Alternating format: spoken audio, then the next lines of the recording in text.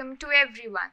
This is Aditi Tiwari from Bhaskar Institute of Mass Communication and Journalism. Today, we are honored to have head of Dr. S.R. Ranganathan Institute of Library and Information Science, Dr. Ritu Singh. She has experience of 14 years and qualified NET in 2006. She has written several books, articles and research paper. So I would like to welcome Dr. Ritu Singh. Thank you, Aditi. Ma'am, firstly, I would like to know your journey and how you have reached at this position today. Before starting my talk, I would like to congratulate the whole team of Mass Comm department and program coordinators doing a wonderful job. And thanks for providing me a platform to discuss some important information about library information science. I am Dr. Ritu Singh, working as an associate professor in Library Information Science Department, Bundelkhand University. Since 2020, I am working as a head of the department of Dr. S.R. Ranganathan Institute of Library Information Science, Bundelkhand University. Basically, I belongs to a Rajput family of district Bhind, Madhya Pradesh. I completed my intermediate in 1992 from Gwalior, and I did my graduation in BSc and post-graduation in MSc in 1998 from SOS Jivaji University, Gwalior. After that, completed my post-graduation, I got married and I shifted to Ahmedabad. I say that in Ahmedabad, I got an opportunity to understand the library science subject. Ahmedabad में एक बहुत बड़ा centre है national level का, जिसे इन्फ्लिपनेट के नाम से जाना जाता है, जो अब गांधीनगर में शिफ्ट हो गया है. उस इन्फ्लिपनेट की एक्टिविटीज़ को मैंने बहुत करीब से देखा, वहाँ की लाइब्रेरी का मुझे एक्सेस मिला और वहाँ मुझे लाइब्रेरी इंफॉर्मेशन साइंस सब्जेक्ट के प्रति जागरूकता बढ़ी और रुचि पैदा हुई. उसके बाद मैंने अपना BLIS किया 2001 में. इसी बीच मुझे देश विदेश की बहुत सारी लाइब्रेरीज़ में भ्रमण करने का मौका मिला और साथ साथ में सब्जेक्ट का एक्सपोजर मिला. बहुत सारी यूनिवर्सिटीज़ में लाइब्रेरी का वर्किंग, मैनेजमेंट, इन सब का नॉलेज हुआ, इन सबको मैंने देखा, तो मुझे इस विषय में रुचि और ज़्यादा बढ़ी. उसके बाद मैंने अपना MLIS कंप्लीट किया और UGC नेट क्वालिफाई किया 2006 में. मैंने अपना प्रोफेशनल कैरियर भोपाल के एक Sarojini Naidu government girls college से 2008 में एज अ विजिटिंग फैकल्टी के रूप में स्टार्ट किया और उसके बाद जिवाजी यूनिवर्सिटी से मैंने अपना PhD कंप्लीट किया. उसी बीच 2010 में मुझे ये अपॉर्चुनिटी मिली. 2010 में मैंने बुंदेलखंड यूनिवर्सिटी को एज अ लेक्चरर की पोस्ट पर ज्वाइन किया और तब से आज तक 13-14 सालों में जो भी मुझे विश्वविद्यालय की तरफ से जो भी जिम्मेदारियां मिली, उन सबको मैं 100% अपना निभा रही हूँ और विश्वविद्यालय के सारे कार्य और विभाग को आगे बढ़ाने में अपनी मदद कर रही हूँ. यहाँ मैं अपनी लाइफ जर्नी के साथ में कुछ और बातें आपसे शेयर करना चाहूँगी हमारे छात्र छात्राओं से. सबसे पहले जो बच्चे हैं, जो स्टूडेंट हैं, वो अपने एक सब्जेक्ट में अपना ग्रेजुएशन करते हैं जैसे मैंने किया. मैं एक राजपूत फैमिली को बिलोंग करती हूँ, जहाँ 35 वर्ष पहले जब मैंने इंटरमीडिएट किया, उस समय इस तरह के क्षेत्रों में जो लड़कियाँ थीं उनको हायर एजुकेशन के लिए प्रमोट नहीं किया जाता था. मैं खुशनसीब हूँ कि मेरे माता पिता ने मुझे पोस्ट ग्रेजुएशन करने का मौका दिया, लेकिन उसके बाद भी मैंने BSc किया, MSc किया, पर मुझे लगा कि अपॉर्चुनिटीज़ नहीं हैं. तो मैंने ट्राई किया दूसरे सब्जेक्ट में, साइंस से मैं सोशल साइंस में आई और वहाँ पर भी मैंने परिश्रम से BLIS, MLIS और नेट क्वालिफाई किया, फिर PhD किया. तो मैं अपने छात्र छात्राओं को अपनी जीवन यात्रा के साथ में ये संदेश देना चाहूँगी कि कोई भी एक परीक्षा या 2 परीक्षा में असफल होना हमारा भविष्य तय नहीं करता है. हमें हमेशा परिश्रम करते रहना चाहिए. मैंने भी इंटरमीडिएट के बाद MBBS के लिए ट्राई किया, कुछ नंबरों से मैं रह गई, वहाँ अच्छा नहीं कर पाई. उसके बाद कोशिश किया सिविल सर्विसेज में जाएंगे, वहाँ भी कुछ पारिवारिक कंडीशन थी, पारिवारिक जिम्मेदारियाँ आ गई जिनसे मैं उस क्षेत्र में नहीं जा पाई. लेकिन जब मुझे जो अपॉर्चुनिटी मिली वो मैंने कैच की और उनके अनुसार मैंने अपने आप को तैयार किया और आज आप सब मुझे इस पोजीशन पर यहाँ देख रहे हैं. Ma'am, we would like you to briefly introduce Dr. S.R. Ranganathan Institute of Library and Information Science.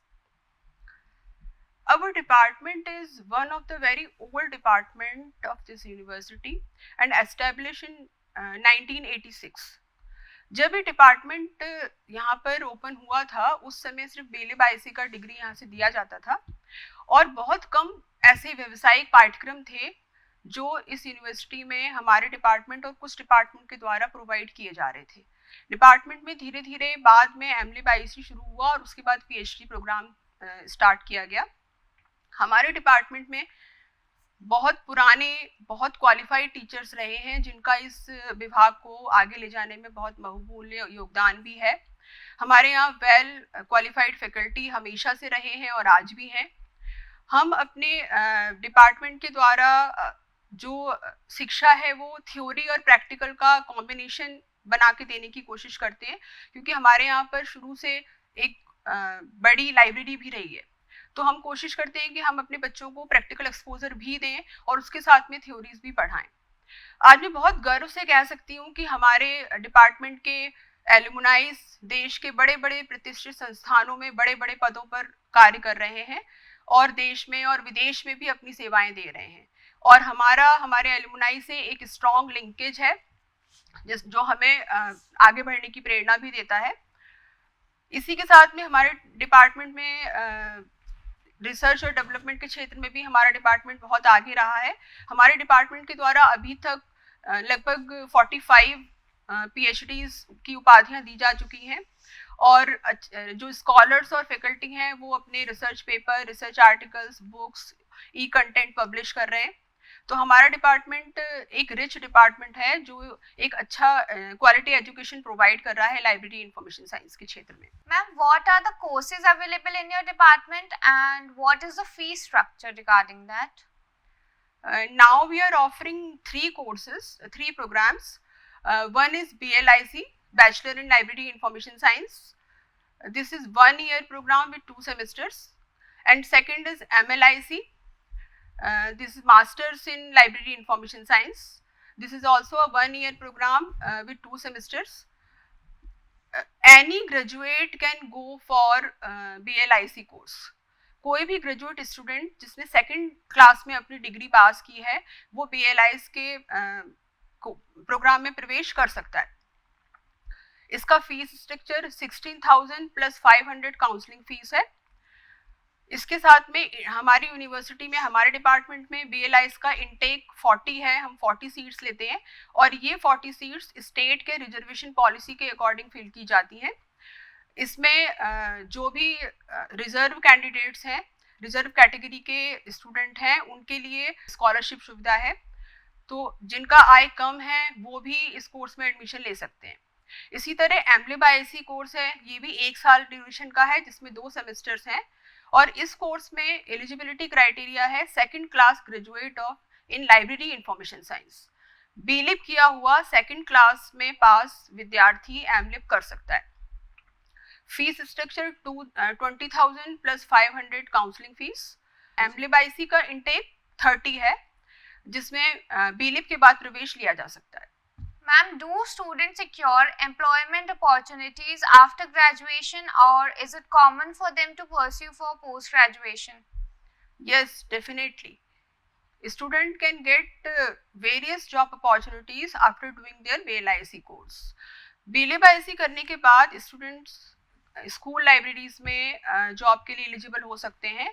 इसी के साथ साथ जो लाइब्रेरी में छोटे स्तर की पोस्ट हैं उनके लिए भी ये सारे स्टूडेंट्स, ये सब छात्र छात्राएं एलिजिबल हो जाते हैं BLib करने के बाद।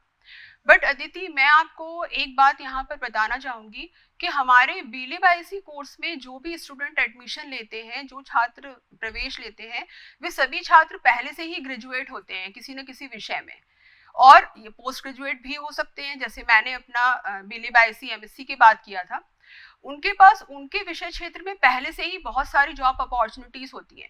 हमारा BLib IC course library science से संबंधित है, ये उनके लिए एक वैल्यू एडिशन कोर्स का काम करता है और वो अपने क्षेत्र के साथ साथ इन विषयों में लाइब्रेरी के पदों के लिए भी एलिजिबल हो सकते हैं। जो स्टूडेंट, जो विद्यार्थी MLib IC करते हैं उनको और बेहतर और उच्च स्तर के पद प्राप्त हो सकते हैं जिसके लिए वो उनके पास ज़्यादा अपॉर्चुनिटीज़ होती है जॉब की, पर BLib IC के बाद भी वो जॉब में ट्राई कर सकते हैं। बीलीबाईसी करने के बाद छात्र जॉब में रहते रहते भी एमलीबाईसी कर सकते हैं।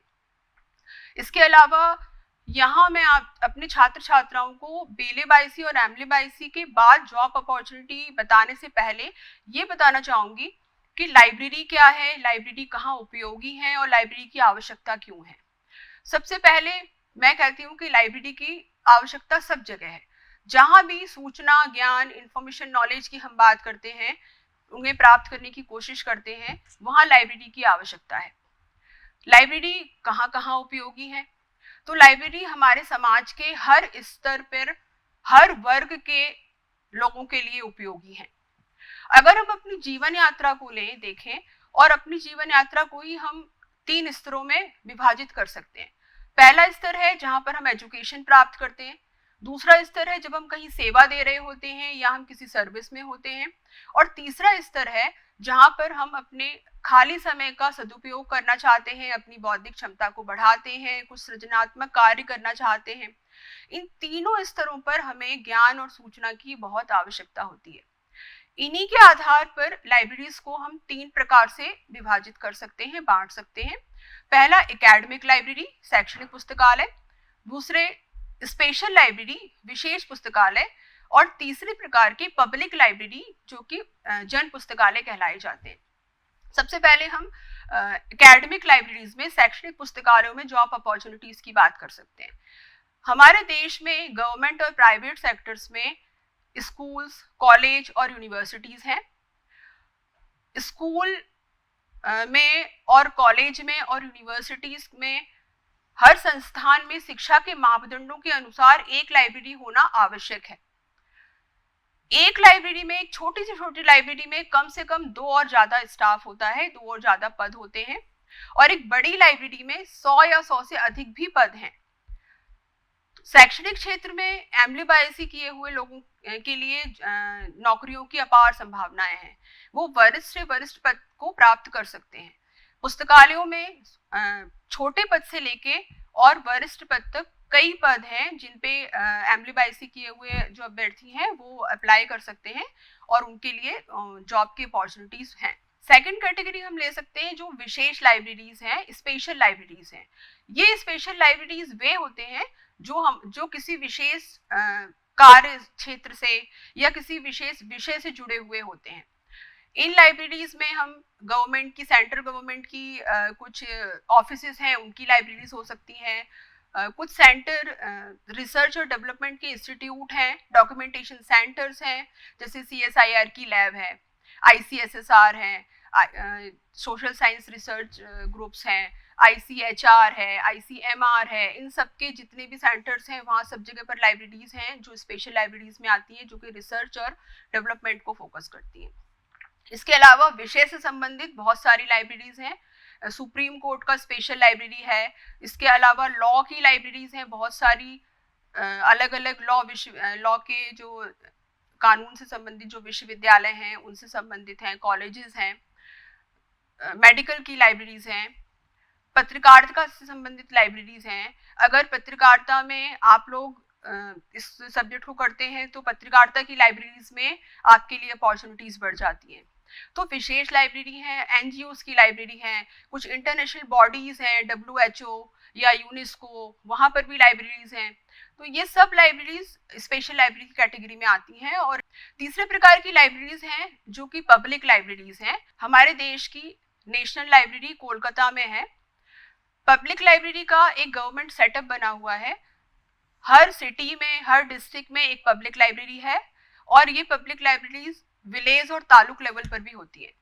तो यहाँ पर भी बहुत सारे लाइब्रेरीज के पद हैं जहाँ पर ये छात्र छात्राएं जॉब अपॉर्चुनिटी खोज सकते हैं। तो एकेडमिक जो क्षेत्र है, शैक्षणिक क्षेत्र है, उसमें अपार संभावनाएं हैं लाइब्रेरी इंफॉर्मेशन साइंस सब्जेक्ट के लिए। लाइब्रेरी इंफॉर्मेशन साइंस एक इंटरडिसिप्लिनरी सब्जेक्ट है। जैसे जैसे समय में बदलाव हो रहे हैं, सूचना और ज्ञान में बदलाव हो रहे हैं, नई नई तकनीकी आ रही हैं, और ये सभी जो टेक्नोलॉजी है, तकनीकी है, ये सब इस सब्जेक्ट को और ज़्यादा वाइड बना रही हैं। ये और बृहद होता जा रहा है और इसमें एक इंटीग्रेशन हो रहा है सभी विषयों का। और इस इंटीग्रेशन और समागम के बाद जो छात्र छात्राएं हैं जो बीली-बायसी और एमली-बायसी कर रहे हैं, उनके लिए और भी एलाइड एरियाज में जॉब अपॉर्चुनिटीज ओपन हो रही है। ये छात्र छात्राएं अपने गवर्नमेंट और प्राइवेट जॉब्स के अलावा ये अपने स्टार्टअप और अपना बिजनेस भी शुरू कर सकते हैं। बहुत सारे छात्र छात्राएं हैं जो सॉफ्टवेयर कंसल्टेंसी में अपना स्टार्टअप शुरू कर सकते हैं, लाइब्रेरी के डेटा प्रोसेसिंग कंसल्टेंसी कर सकते हैं। प्रिजर्वेशन और कंजर्वेशन एक बहुत बड़ा एरिया है जहाँ पर स्टूडेंट अपना बाइंडिंग प्रोसेस से लेके यहाँ पर अपनी स्टार्टअप शुरू कर सकते हैं। इसके अलावा आर्काइविंग है, म्यूजियम्स हैं, इनसे रिलेटेड कुछ आपके स्टार्टअप्स आप स्टार्ट कर सकते हैं।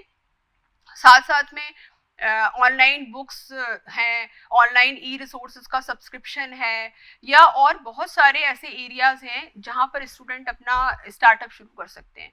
अभी बहुत बड़ी शहरों में एक और ट्रेंड स्टार्ट हुआ है कि वो लाइब्रेरी स्पेस प्रोवाइड करते हैं, तो एक ऐसा सेटअप जहां पर स्टूडेंट आके पढ़ सकें। तो इस तरीके से जितने आपके पास इनोवेटिव आइडियाज़ हैं वो आप हर सब्जेक्ट में उसको लेकर और अपने स्टार्टअप और अपनी जॉब्स को आगे बना सकते हैं। तो आज का समय जॉब अपॉर्चुनिटीज़ के लिए कम नहीं है। अगर स्टूडेंट स्किल्ड है, अगर उसने अपने आप को उस लायक बनाया है और अगर वो लगातार परिश्रम कर सकता है, तो उसके लिए किसी भी क्षेत्र में जॉब अपॉर्चुनिटीज़ की कमी नहीं है। लाइब्रेरी इंफॉर्मेशन साइंस एक ऐसा सब्जेक्ट है जिसमें हमेशा बहुत जॉब अपॉर्चुनिटीज, अपार संभावनाएं हैं और आगे हमेशा रहेंगी। Ma'am, lastly, I want to know that what are the features of your department that a student should take admission here? Yes Aditi, हमारे डिपार्टमेंट के बहुत सारे यूनिक फीचर्स हैं। सबसे पहले मैं हाईलाइट करना चाहूँगी कि हमारा डिपार्टमेंट बुंदेलखंड रीजन का एक प्रीमियर इंस्टीट्यूशन है जो बुंदेलखंड क्षेत्र में लाइब्रेरी इंफॉर्मेशन साइंस का क्वालिटी इंफॉर्मेशन दे रहा है।